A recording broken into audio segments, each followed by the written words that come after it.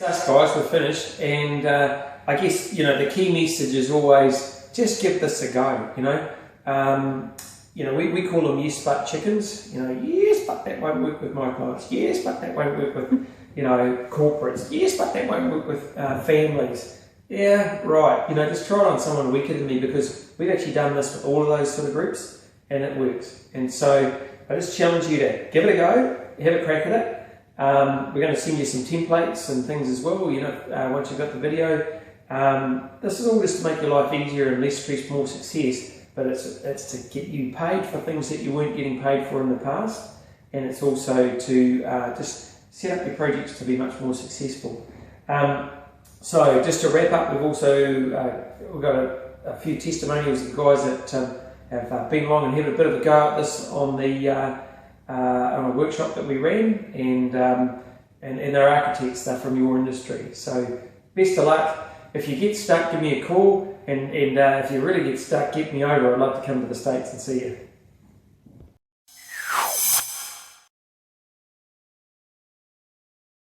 All right, Don? Just the idea of active involvement of the participants rather than just sitting around the table. Thank you very much. We do all the writing and they just do the talking, so getting them up and back. Yep. And just those two different analysis techniques. It's quite nice. Cool. Yeah, we do something like this, but what we lack is, what I think, is more time or focus on getting the client to give you the answers. Yes. Right. We're too quick to jump in. And I think that prioritising the needs backing out the needs and prioritising the options is something that we don't do either. So that's another big thing for me that we need to focus on. Inclusion of the client's engagement in the commitment, or engaging the clients to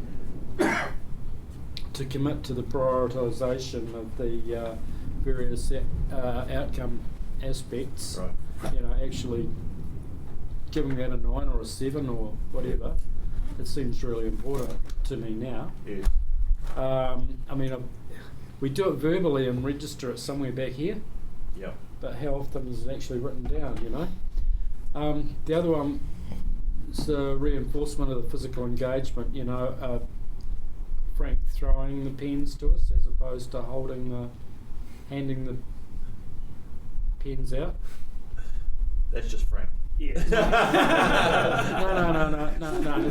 That was for a reason. Yeah. Yeah. No, it is. But it's also about making it all fun. Yeah. So just both picking sides up on of the your brain. point there too. If they're dithering on making a decision between, this one and this one, I just think what I think the answer is, and I'll go, all right, hold up. Could you live with 8 there and 7 there? Could you live with that? And That's they'll the either phrase, say could you live yes with that? or the other way around. Yeah, That's right. Yeah, but now you're going. You're on the board. You're moving. You're not sticking around anymore. So some people don't like making decisions. So you've got to sort of have a crack for them. Yeah, I like the stakeholder analysis quadrant thing. I think that one of the things of that is it shows up maybe gaps in their knowledge as well. So by having that and having them participate, you can see what they've thought of and maybe what they haven't. So it gives you a bit of an insight to what they're thinking. And the needs and wants, ranking that. Yeah, it's the trickiest bit, but it's not that tricky. Once you've done a couple, you're okay.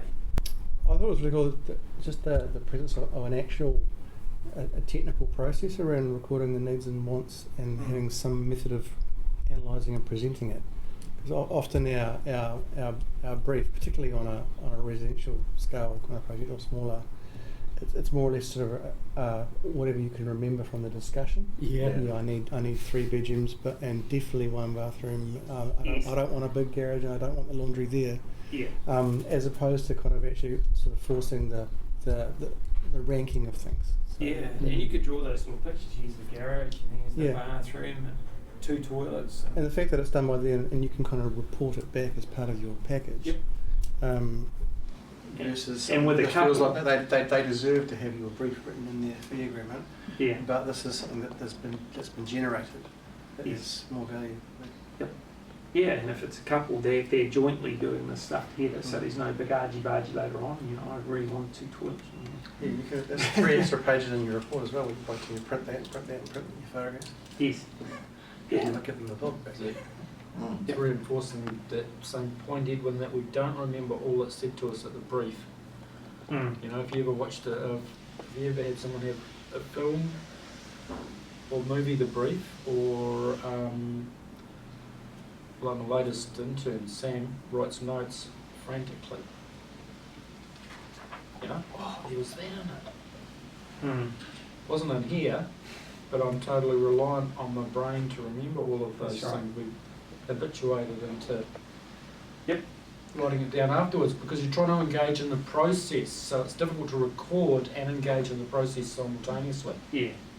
Yep, absolutely. So this in a way protects you as well, doesn't it? Because you force them to put it on paper and prioritise it. Now you can always go back to that and say, well, here's what you said.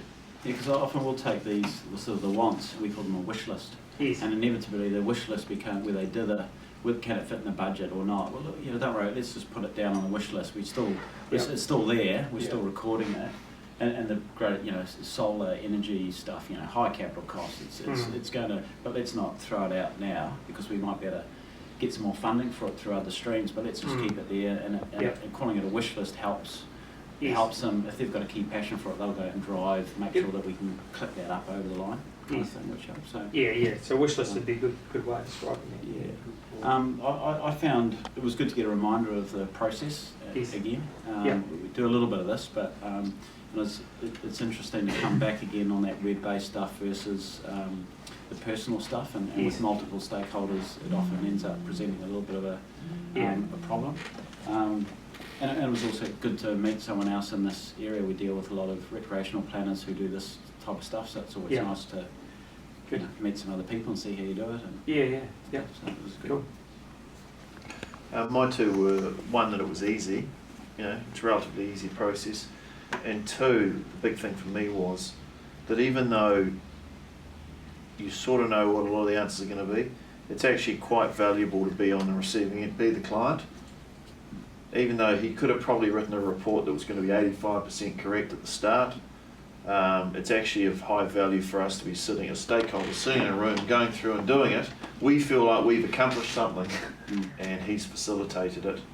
So it's more valuable to us having sat here and gone through it for half a day than it would be for Frank just to have given us a 95% correct report.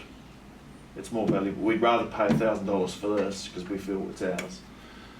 So that was my sort of takeaway. And also, actually, the third one, if I'm allowed a third, you're right, the getting us up, and obviously Frank's a good facilitator, and what he's reinforced to me is by getting people up and engaged in that physical nature of working through it, it's a really good way to facilitate people, and